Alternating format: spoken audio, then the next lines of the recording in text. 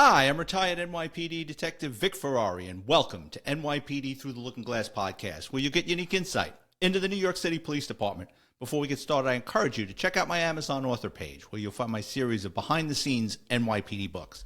They're $10 paperback, $2.99 ebook download, including NYPD Law and Disorder. Christmas is around the corner. They make great $10 stocking stuffers. You just pick them up now, wrap them, or don't wrap them, throw them in the stocking, and put them out at Christmas time. I usually like to record my podcast Wednesday or Thursday, or whenever I can find a guest. But obviously, I live in Florida, and with the storm bearing down on me, I had to shut everything down. And now I've come out of my mouse hole, and I'm back to up and running and recording. The weird thing about this hurricane that blew through, I didn't hear or see one strike of lightning. It was the oddest thing. I mean, usually you hear that rolling thunder coming in and you see lightning strikes. There was none of that. I found that unusual. Here in Florida, we have a lot of fires breaking out with EVs, electric golf carts, and electric vehicles. And I have nothing against electric vehicles, so I don't want to hear any crap. But here's the deal with those things. When they get flooded, they tend to catch fire. And if you have that thing in your garage and there's a flood in your garage and the water goes high enough, you're going to lose your house. So there's a couple of areas in Florida where they have a lot of fires with these EVs. So be careful if you have one. I hope everybody is okay that's watching this. This is kind of a thrown together podcast. I was supposed to have a guest this week, and I'm going to have him next week. His name is Henry Carpenito. He's a retired New Hampshire state trooper and the author of the new book, Sex, Drugs, and Traffic Stops. It sounds like an interesting read. I spoke to him briefly the other day. Sounds like he's a live wire, so it's going to be a good interview. Okay, so before we get to this week's story, let's go to the New York Post, what's going on in the news. And of course, Mayor Eric Adams, New York City mayor, surrendered himself Friday to the feds after being indicted on charges he took bribes and illegal campaign contributions. Federal investigators are looking into possible business and financial dealings between two or more people with ties to Eric Adams, his former chief of staff, and a Brooklyn priest, multiple sources say. The feds recently issued a subpoena for a Catholic church in Brooklyn requesting information about any dealings between one of its pastors, Monsignor Jamie Gigatano, and His Honor's Chief of Staff, Frank Carone, according to sources of the matter. This is wild, but this isn't the first time this happened. If you remember Vincent the Chin Gigante, who ran the Genovese crime family for decades, brother, Father Louis Gigante, was a Catholic priest and obviously knew what was going on with his brother, and he would meet with him, and I think they tried subpoenaing him a couple of times, and, the feds, I think, kind of backed off after a while because he's a Catholic priest. It's bad for press, but then when it became apparent that everybody in the family knew what was going on. So that's the last time I heard of a priest being involved with a scandal of this time. But, Eric Adams has got an ally. The Reverend Al Sharpton defended him after the bombshell criminal charges and warned His Honor's removal would be a sign of a political double standard. Well, he's right. But then again, when you got Al Sharpton in your corner, you got friends in low places. Now, what's funny about this whole corruption scandal in New York, and it seems to be coming in on, it's like water. It's just coming in on Eric Adams for all ends. This is the funniest thing of this whole thing. Former Governor Andrew Cuomo is telling New York City power brokers he will run for mayor of New York City should Adams be forced from office. Can you just let it go? Like, come on. He was a crummy governor. I mean, kind of saw that in COVID. These guys, I don't know what, it's like you're supposed to serve in public office, do a good job, and leave. These guys just get addicted to this stuff. I mean, I just can't get it. Like, I don't know. I did 20 years in law enforcement. I loved every minute of it. It was enough for me. I guess it's the power. Let's see. Oh, so in regard to this Eric Adams scandal, feds raid the intern NYPD commissioner for old documents just days after he took the job.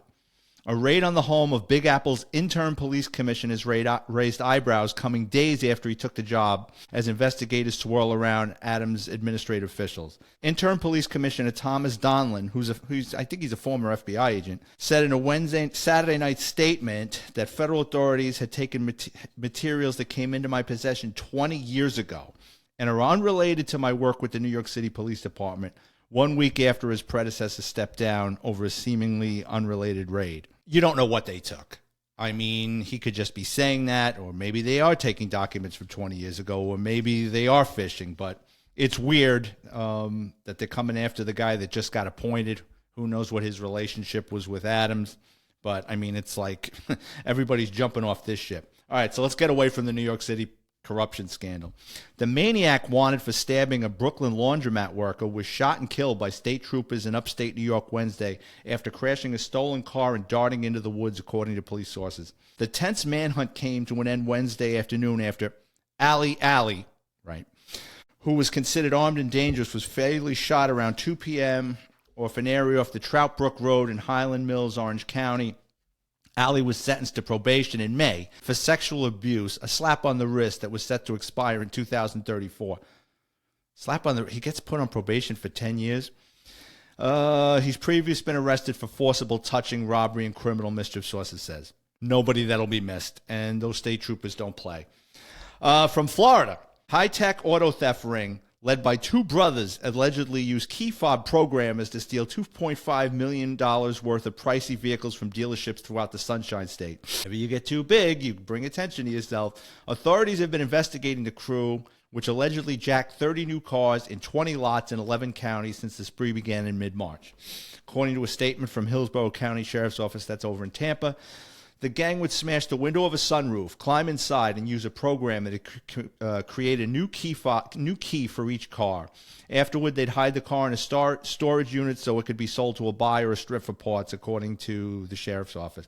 Well, they're butchers. I mean, they're doing damage to the car to get in.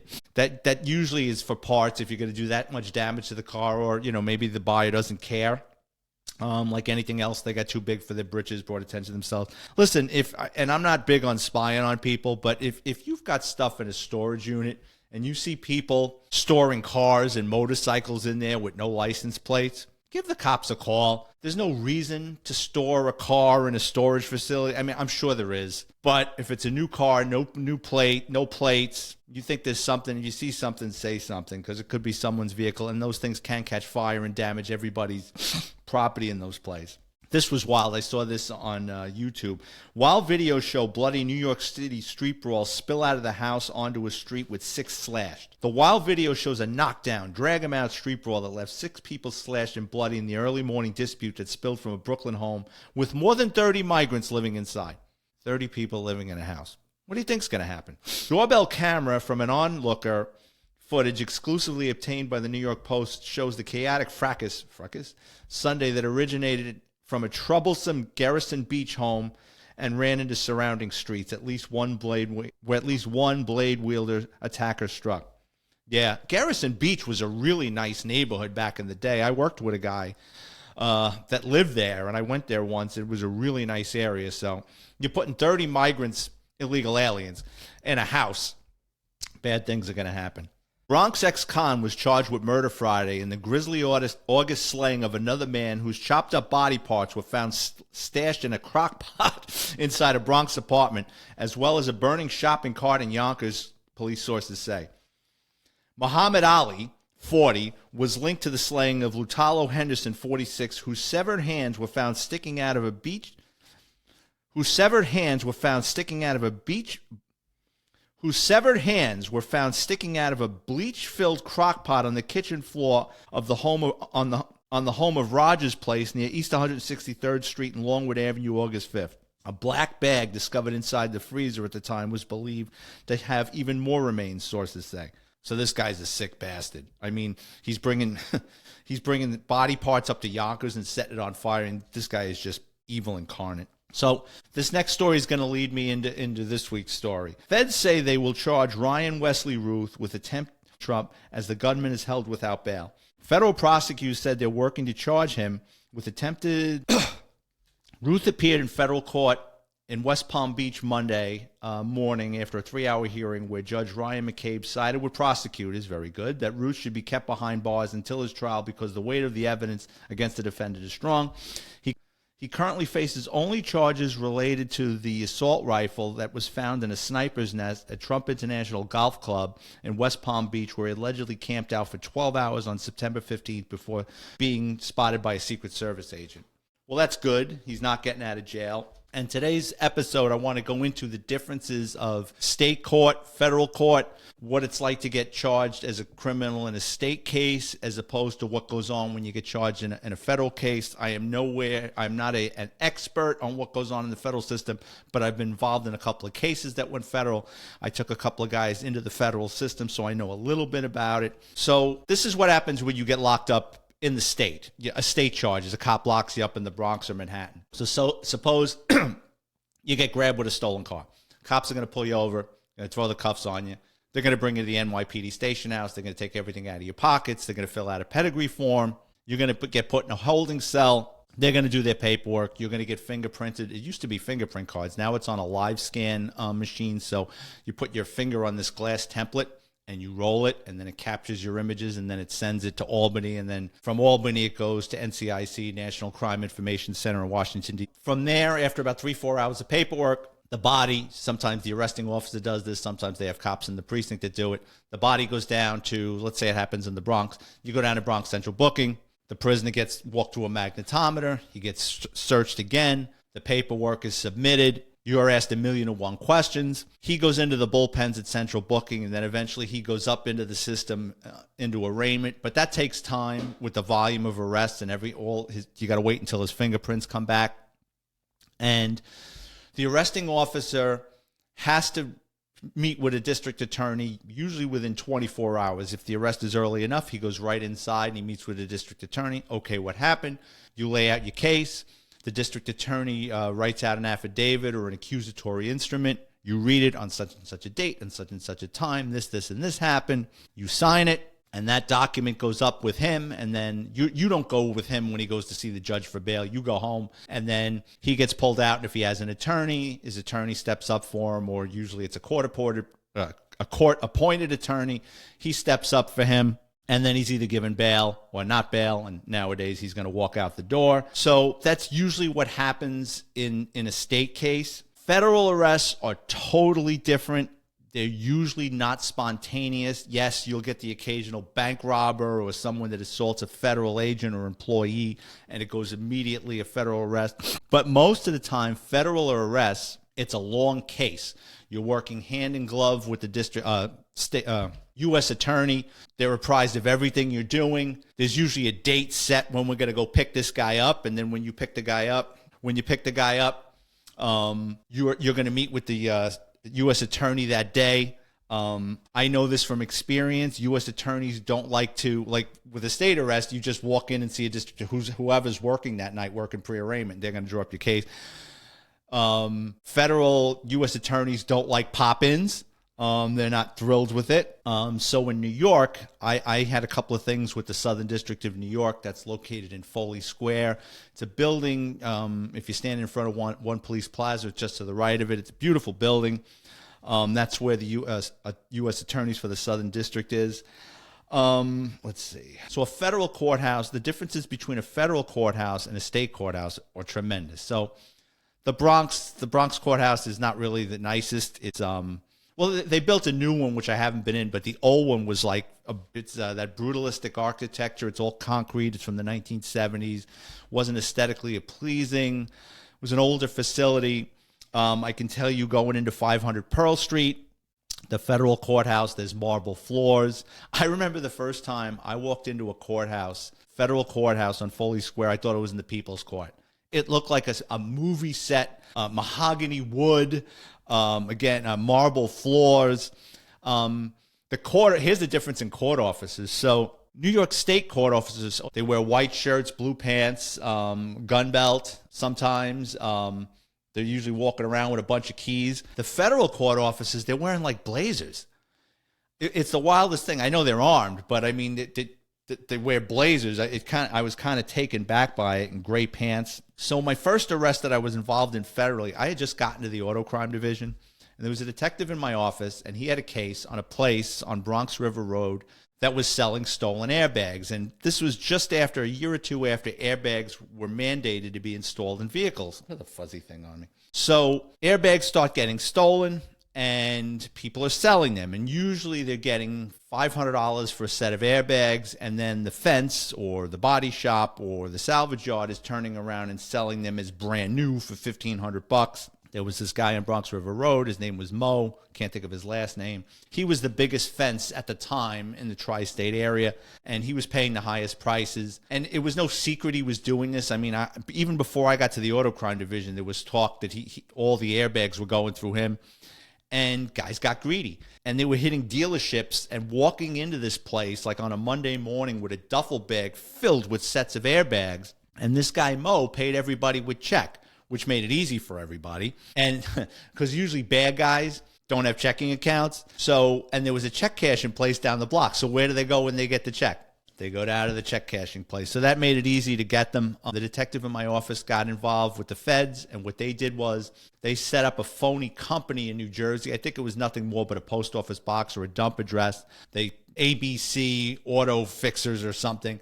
And they started calling up this place in the Bronx. I need airbags for this car. I need airbags for that car. So what do? This place puts the stolen airbags in boxes and ships them. Well, once you put something in the mail and it crosses state lines, now it's mail fraud and interstate transport of stolen property and a whole other bunch of federal charges. So this case went on for probably about a year. Millions of dollars this guy made selling stolen airbags. And I was part of the surveillance team. I followed this guy home a couple of times. I followed a couple of his employees. I was nothing big in this case whatsoever. And what's funny is with a large case like that, over a year, year and a half, you kind of know everybody's movements. And they had wiretaps. So you know pretty much, it's like you're a friend of theirs. You know everything that's going on in their life between the wiretaps. You know their routine. You're hearing their kid is sick, all this stuff. So they've got more than enough to hang this guy Mo and a bunch of his employees and a bunch of the thieves. So they set a date. Let's just say for argument's sake, it's November. They set the arrest takedown date for January 1st. They go, all right, we got more than enough. Right? So you're starting to back off on the surveillance. You've got everything. You're tying everything up. You're working hand in hand with the U.S. Attorney's Office. And I know this, and this is it's not just the FBI. I've worked cases with the state police. I've worked cases with a lot of different agencies. When you're doing a joint case, everybody wants the main subject in the case takedown. Like you could be locking up 50 people. Everybody is jockeying. Well, I want the main guy. It's like kids fighting over a toy, right? So what winds up happening is the day of the case takedown, which is, pretty much weeks after all the surveillance has ended and everything, everybody comes in at 4 o'clock in the morning. We all get our folders, go get these people. Don't let them make phone calls, go. So everybody forms out. We picked up a couple of thieves. I remember that. And we brought them to FBI headquarters at 26 Federal Plaza, because they're going to be processed federally, so they're going to get fingerprinted at the FBI field office, and I'll go into what happens to them from there. So I'm at the FBI field office, and they go to the main subject's house, this guy Mo. He lived out in Long Island. They kick down his door, and no one's home. House is locked up tight, but what they notice is inside the house, there's 1,000,001 wedding gifts. So in the interim between the time they started backing off the surveillance until the time they made the arrest, they kind of missed like an $80,000 or $90,000 wedding, whatever it was 25 years ago. It was an expensive wedding. And they've got all these gifts in this guy's house wrapped. Well, where the hell is he, right? And they know he's worth millions of dollars, so you don't want him to flee. So one of the detectives in my office comes up with the idea. He starts going through stuff. They have a warrant for the house. They find his parents' phone number, and they call up his parents out Long Island, and they said, listen, there's a burglary at your son's house. Oh my God, he just got married. They go, no, we chased him out of the house. Don't worry about it. But we need to get in touch with your son. Well, he's on his honeymoon. Where is he? He's in Maui. Okay, do you know where? Yeah, he's staying at the Hyatt. Okay, do you know what room? Yeah. Don't worry, just give us his number. We'll reach out to him. We'll take care of it. Oh, thank you. Is there any? No, we're going to lock the house up tight. Don't worry about it. So then what happens is the FBI field office in Honolulu had to jump on I think it was Honolulu, had to jump on a puddle jumper plane and fly out to Maui and grab Mo at the hotel. And that goes back into what I've said this on the podcast earlier. If you get arrested in the federal system, they're not just, unless you're Whitey Bulger or on the FBI's 10 most wanted list, they're not going to bring you back on a plane. You're going to go to a county jail, and then the U.S. Marshals are going to pick you up, and then probably from Maui, he went to Honolulu. He stayed there for a week or two. From Honolulu, they flew him to California, and he probably made his way through multiple van trips. He probably made his way to Oklahoma, where he got put on Con Air. He probably got flown into Philly. And so it took him a month from when he was arrested to be brought into the federal system. And it was a wild case. I remember his accountant was this female who had gone to high school with him, and she was very trusted, and she knew everything that was going on. She was charged too. I don't know if she got any jail time. I think she flipped. I'm not sure. But one of the things that came out on the wiretap with her was she had mentioned she had a Swiss bank account. And everybody's like, Swiss bank accounts? Everybody was like, all right, we got to get in. And, you know, that's difficult to get into a Swiss bank account and everything. What wound up happening is, yes, she had a Swiss bank account, but that summer or the summer before, her and a girlfriend went backpacking through Europe. She set up the Swiss bank account just to say she had one, and then she was going to start funneling money in there, but I think they didn't get much, or I think she forfeited whatever was in there, but it wasn't what they thought it was going to be. But one of the bad guys that we scooped up was this little Spanish guy, and he was one of the main thieves that was selling this guy Mo airbags. And it's funny, you learn what people do with the proceeds of these ill-gotten gains. So what this guy did was he opened a club on Southern Boulevard in the 4-1 called La Firma, or The Firm, like the movie. And by the time we arrested him, I think the club had already closed. Like it didn't do as well as he thought. So he was a Dominican national. He was here illegally, and he was charged with all these federal crimes. He did 5 years federal, and then he was deported to the Dominican Republic. So we took that case down like 99, 2000. And then probably about 2005, 2006, I had this informant who told me, yeah, there's this guy, and he says his name, and it was a common Spanish name, and it didn't ring a bell. And he goes, yeah, he was involved in that Airbag case. I go, I remember him. He goes, yeah, he's back. And he reached out to me. He wants to start stealing again. So I said, all right, well, we set him up, basically. I had the informant call him up and tell him he was going to meet me. I was an Italian guy that was going to buy airbags, and then we followed him, pulled him over, asked for his driver's license. He didn't have a driver's license. We brought him into the precinct. We fingerprinted him. And that day, like I said, they don't like pop-ins. I brought him to the federal system, and I had a U.S. attorney write up an affidavit. And basically, if you're convicted of a crime, if you're a convicted felon and then you get deported federally, if you sneak back into the United States just being here, that's 5 years. And if you sneak in a second time, it's 10 and 15 and so on and so on. So that's basically how that one went. So what I find different with the federal system is it's much more professional. The sentences are a hell of a lot stiffer than they are in state court. And again, the feds have you by the short hairs, because after you're sentenced and if you get jail time, they can send you anywhere in the country. So you live in New York City and they send you to Lompoc, California, or Big Sandy, or Atlanta.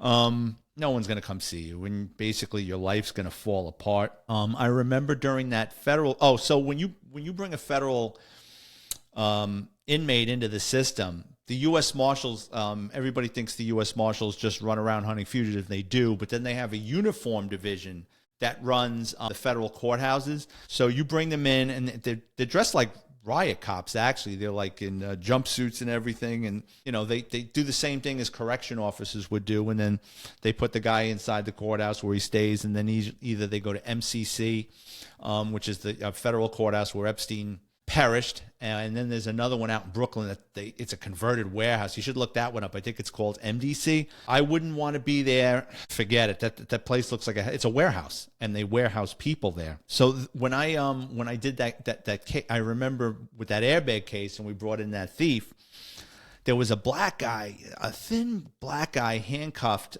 He was going to be interviewed by FBI agents, and I was standing outside the door. And he looked at me, and I looked at him, and he didn't look particularly nervous. I mean, if I was handcuffed in Foley Square, and you know what? I don't know if it was Federal Plaza, 26 Federal Foley Square, but anyway, I says, what are you in for? He goes, bank robbery. I go, oh, so he was a pop-in, and The guy's name, I kid you not, was Lyndon B. Johnson. And I said, your mother named you Lyndon B. Johnson? He goes, yeah, she was a big fan of the president. So when I was preparing to do this podcast, I looked him up in the federal system. He did a couple of years for that bank robbery. And to my knowledge, he has not been back in jail since. So shout out to Lyndon B. Johnson. And that's the thing with a bank robbery. New York has different rules. With the FBI, they have like an agreement. Some guys, if you show a note, you go state. Now, this might have changed. I'm sure someone will correct me, but I remember if you showed a note, it might be a state charge. But if you possess a firearm or give the threat of a firearm, you go federal. Again, don't commit crimes, especially don't commit federal crimes like Eric Adams, allegedly.